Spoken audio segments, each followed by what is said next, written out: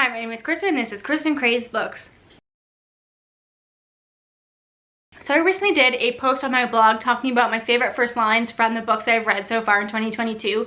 And there were a lot of great conversations about first lines and how first lines can really sell you on a book and how people added those books to their TBRs based on the first line alone. And I thought it would be fun to create a TBR based solely on first lines. So what I did is I went through most of my physical TBR and read the first lines of the books and came up with 10 that I thought had excellent first lines and were really memorable. And what I noticed was a lot of books have very generic first lines and very similar first lines, just kind of setting up what the characters look like or the setting, which makes a lot of sense. So really these are the top 10 because I wasn't debating between any or anything like that. These are the 10 that I came up with and I think are the best from all the physical books that I have in my TBR. And I have this entire cart and 2 shelves over there. So I will start with the one that I actually am currently reading, and that is The Night Shift by Alex Finlay. And the first line is so good. Actually, it's the first couple of lines, so I'm cheating a little bit. But it says, New Year's Eve, 1999. The night was expected to bring tragedy. Planes falling from the sky, elevators plunging to earth, world markets collapsing, a digital apocalypse. So if you were around for Y2K, you know why that is an effective first line. It really sets the scene, orientates you into the era that we are in, and I just remember that feeling of everybody thinking that this was such a huge thing, and it really sets a tone for this book. So I thought that was a really good first line, especially for a thriller. Next up is An Arrow to the Moon by Emily X.R. Pan, and this is the Fairy Loot edition. It's absolutely gorgeous. It's actually prettier in person than it looks on camera, but I love this color.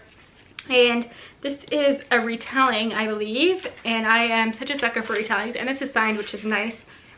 And the first line is so good. It says, once upon a time, there was a girl who lived on the moon as its guardian. She was its heart and its breath. One day, standing on tiptoe to glimpse the boy who made the stars fly, she lost her footing and stumbled off the edge.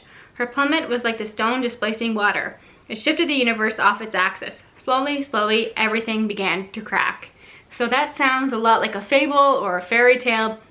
It's such a perfect setup for this, and I wasn't as intrigued about this one until I read that first page, that opening, and I thought it was brilliant.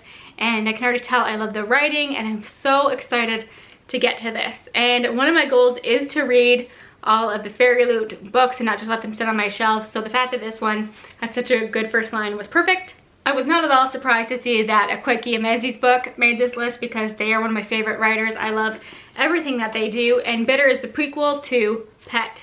So the first line says, Bitter had no interest in the revolution. She was 17 and she thought it was ridiculous that adults wanted young people to be the ones saving the world, as if her generation was the one that had broken everything in the first place. So I think that might be relatable for a lot of people. It really tells you a lot about Bitter as a character already. I know I'm gonna love her, and I just love the way that Akwechi Emezi writes. Even something like Middle Grade or This is a Young Adult, they are brilliant, and you already know there are going to be some interesting themes in here. So this is a shorter book as well, and this has been getting a lot of hype, and it's so deserved. I just love Akwechi Emezi. Then we have one that I've been wanting to read for years because I do like dark academia, and this is always recommended up there with The Secret History, which is one of my favorite books. So let's see what the first line of this one is. I remember it being very good. It says, I sit with my wrists cuffed at the table, and I think, but that I am forbid, to tell thy secrets of my prison house. I could a tale unfold whose lightest word would harrow upon thy soul. The guardian stands up by the door watching me like he's waiting for something to happen. So it's obviously a scene or line from Hamlet, and it has such pretension to it, which is what I want in my dark academia. Normally I don't like pretentious, annoying characters, but if it's in dark academia, that is what I want. Give me all the pretentious, stuck-up characters you can give me. And obviously the fact that there's guards around tells me that this character is in prison. So I'm curious to see how that all unfolds. Another exciting one, because I've been wanting to read Louise Erdrich for ages. I have 3 of her books and have never read anything by her. And this is The Sentence, which was just shortlisted for the Women's Prize. So this is nice to be on my TBR. It says, while in prison, which another prison book, that's interesting, I received a dictionary. It was sent to me with a note. This is the book I would take to a deserted island. So that just sounds interesting. I wonder what book it is. Already we're talking about books, so I'm gonna like it. And the fact that it's a character in prison already, I'm intrigued. I don't know why that intrigues me, but it very much does. Lessons in Chemistry by Bonnie Germas has been everywhere lately. I don't think I've seen a single bad review for this. Everybody on my Bookstagram has given this 5 stars. So I had to run out and get a copy, and I'm so excited about it. And I know that the first line in this is long, but it's fantastic, so I'm gonna read it to you. It's November 1961. Back in 1961, when women wore short-waist dresses and joined garden clubs and drove legions of children around in seatbeltless cars without giving a second thought, back before anyone knew there'd even be a 60s movement, less one that its participants would spend the next 60 years chronicling, back when the big wars were over and the secret wars had just begun and people were starting to think afresh and believe everything was possible, the 30-year-old mother of Madeline Zott rose before dawn every morning and felt certain of just one thing: her life was over. So that sets you up beautifully. Love the writing so much. I'm curious about that character and what's going on in her life. And the fact that this is set in the 60s and we're following a woman in STEM, I know it's going to be brilliant. Everybody loves this, and it is high priority for me. So I'm excited that of all the books, my most recent purchase actually ended up on this TBR. This is another exciting one for me because I love the Science of the Girls, and I've been wanting to read The Women of Troy by Pat Barker. And this is a Greek myth retelling.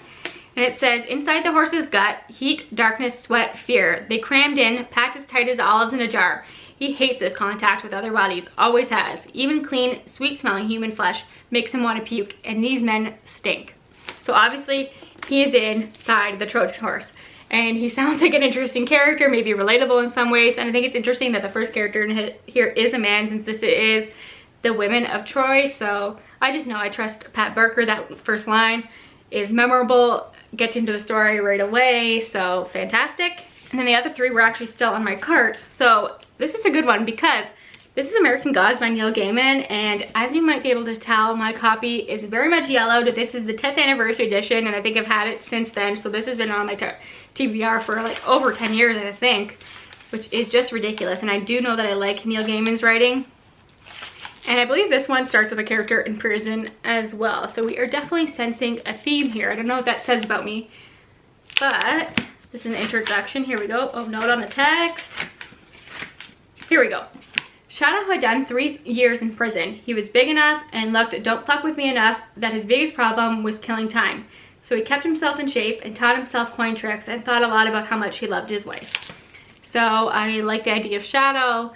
Obviously I am intrigued about characters in prison. I don't know why. And you know what's interesting about this is I've heard people talk about this a million times. I have had this on my shelf for a decade and I have no idea what it's about. So to open it up and realize that it follows a character in prison was an absolute surprise to me. So I'm putting this on here because it deserves to be, and I'm so happy to finally have an excuse to get to this. Then this next one is one I put on a few TBRs. This is Starless Sea by Erin Morgenstern. Penguin sent me this finished edition before it came out, and I also have the audio book, but I didn't like The Night Circus that much. So I just haven't been that compelled to read this, though I did like Erin Morgenstern's writing style. And I think there's potential for me to like this one because I do like something more whimsical and strange. So there's potential for this. And if the first line is telling, I think I will like this. And it says, there is a pirate in the basement. The pirate is a metaphor, but it's also still a person. The basement could rightly be considered a dungeon. The pirate was placed here for numerous acts of a piratery nature, considered criminal enough for punishment by those non-pirates who decided such things. So you can see the writing's kind of quirky and different, and obviously another one where we are following somebody in a dungeon or a prison. So definitely a theme. I like pirates. Wasn't expecting anything pirates in here, so it doesn't tell me too much about where this is going, but I just know it's going to be really different, and I needed an excuse to pick it up, and it was definitely one of the top 10 sentences. I love their quirkiness and kind of the sarcasm that seems to be in that one. So the Starless Sea, it's gonna happen. And the next one is actually another one that was just shortlisted for the Women's Prize, and this is The Book of Form and Emptiness by Ruth Ozeki, and this is another one that Penguin sent me, so I am grateful for that. And these were both sent unsolicited, and they are just so kind. So it says, shh, listen, that's my book, and it's talking to you. Can you hear it? It's okay if you can't though, it's not your fault. Things speak all the time, but if your ears aren't attuned, you have to learn to listen. So I love that the character is talking to us as the reader, and I know that this follows a young boy who can talk to objects, and he starts to go to the library and speaks to books because they whisper to him. So that is a perfect setup, perfect first line for this. I've heard great things about Ruth Ozeki's writing. So those are the 10 books that had the best first lines on my TBR shelf, and I thought it would be fun to, this is gonna be my TBR for the next couple months. I will obviously read other things as well, but these are gonna be priority when I'm sitting around thinking, what am I gonna read next? I'm gonna look at this stack and say, these are the ones, and then I will come and do an updated video once I've read them all and let you know if first lines are a good indicator of the quality of the rest of the book or not. I just thought this would be a fun thing to do because I have really realized that I am a sucker for a good cover and a good first line. So I hope you enjoyed this video. Let me know your favorite first line in a novel. Maybe I'll do a separate video about that in the future. And if you've read any of these books, I would love to know your thoughts on them as well. So thank you again for your support. I'll talk to you again soon. Bye for now.